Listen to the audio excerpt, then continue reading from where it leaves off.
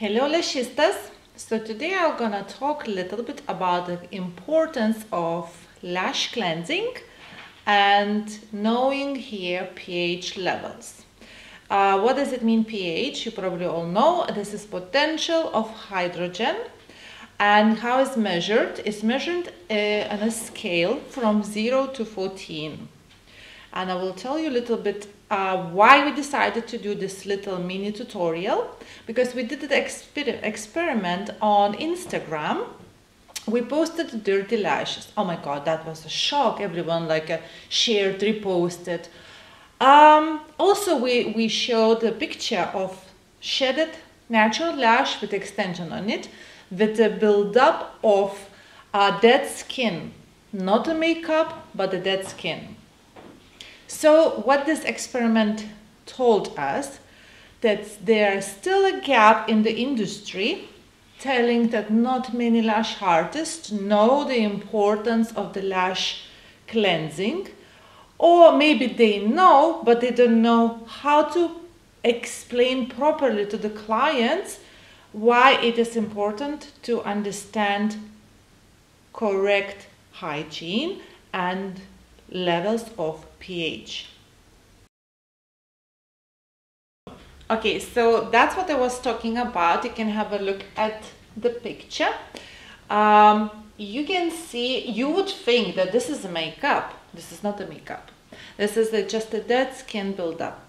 And even if you say to, if your clients would tell you, no, I don't use any makeup, I don't need to wash my lashes. Oh, hell yes, they need to wash the lashes, because you can see the proof on this photo, the dead skin just going and building up and actually can lift the extension. Not necessarily is a fan or classic lash. In this case, this is the volume fan, and is lifting from the base. So what it does, it destroys your nice work and affects retention. So, okay, we need to wash lash extensions, yeah? And natural lashes before the treatment. I will explain you in a few minutes why it is important to wash natural lashes before the treatment. And please don't tell me those stories that you sending client with a foam cleanser in their hand to the washroom to wash their lashes themselves. You're wasting your foam cleanser, you're wasting your time. Because what they do, just like this, yeah, you know that. And if they were not washed properly, you need to rewash, so you're losing time, as I said. So basically, don't waste your products and time. Wash the client's lashes yourself before the treatment, and wash it properly. I'm gonna show you a video so you can see how it's supposed to be done properly. Don't be afraid of foam cleanser if it's suitable for lash extensions, and also rinse, rinse and rinse. So let's watch the video.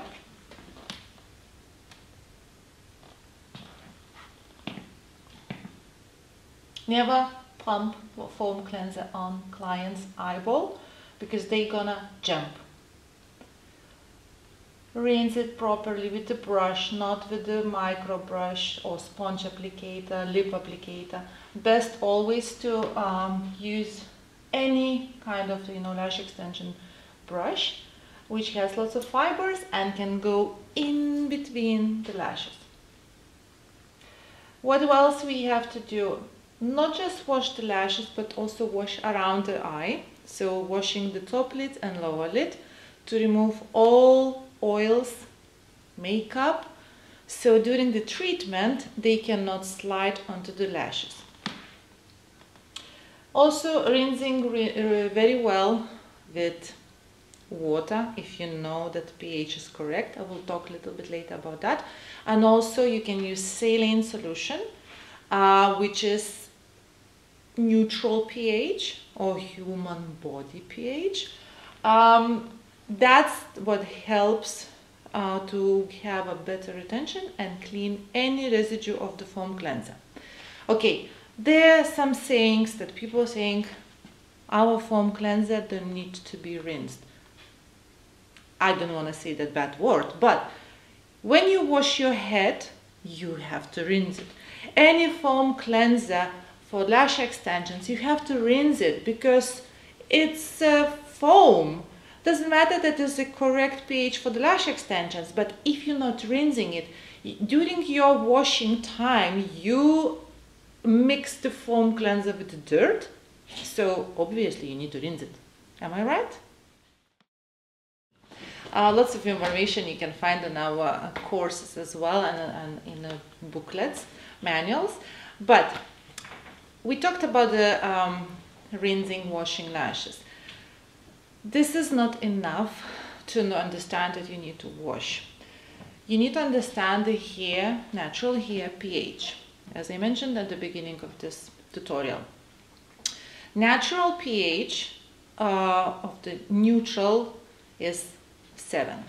But have you heard before what it is pH of the natural hair, like a, usual healthy hair pH? If you never heard, I can tell you right now that the natural healthy hair pH is 4.5, 5.5. What does it mean? That it is slightly acidic. So let's go back to the scale of pH. From 0 to 7, it's acidic. 7 is neutral, and then what is above 7 to 14, this is alkaline. Why those two, parts of pH scale is so important? Acidic, what does it mean, acidic? Acidic, our natural hair, healthy hair is acidic, as I mentioned. So it's naturally looking glossy, silky. It's not necessarily oily in case it's very, very low pH. But if it's 4.5, 5.5, it's not too oily, but what it does, it protects the hair from fungus and any bacteria. So it is important to maintain healthy hair. If it's too alkaline, above 7, this could mean that your natural hair becomes brittle. So the pores of the hair, cuticles, another way, the way we say, more open and become bristle. So the hair can break. Right. For our lash adhesive to work very well, we need to have a hair not too acidic and not too alkaline, because we're going to damage if it's too alkaline and we apply eyelash adhesive. If it's too acidic, adhesive not going to work. It's just going to slide. So that's why you need to understand that you need to wash the natural lashes before the treatment with the foam cleanser, which is slightly up. The pH is slightly more like just a natural hair, healthy hair pH. So it could be 6.6 up to 7.5 or maximum 8. What it does, it becomes goes from neutral to a little bit alkaline, but we need to make a little bit natural hair cuticles bristle to open, but not too much. So our adhesive works better. Okay? Why we don't use primers at Flawless Lashes? Because the primers are alcohol based, yes? And if you could you can actually Google, check the Wikipedia. The alcohol is very strong alkaline. So what you're gonna do? You're gonna damage natural hair. That's why we don't recommend primers. Primers only good for this reason when the client's natural lash is super glossy, oily. You washed, you rinsed, and they're still looking glossy. That means it's very strong acidic pH. This way you can apply a bit of primers. Or if you did full removal of lash extensions, then you can use primer afterwards and continue with lash extensions. What else you have to understand about this? That some people rinsing lashes after the cleansing with tap water. Okay, if tap water is not higher than 8 pH, you're fine to do that.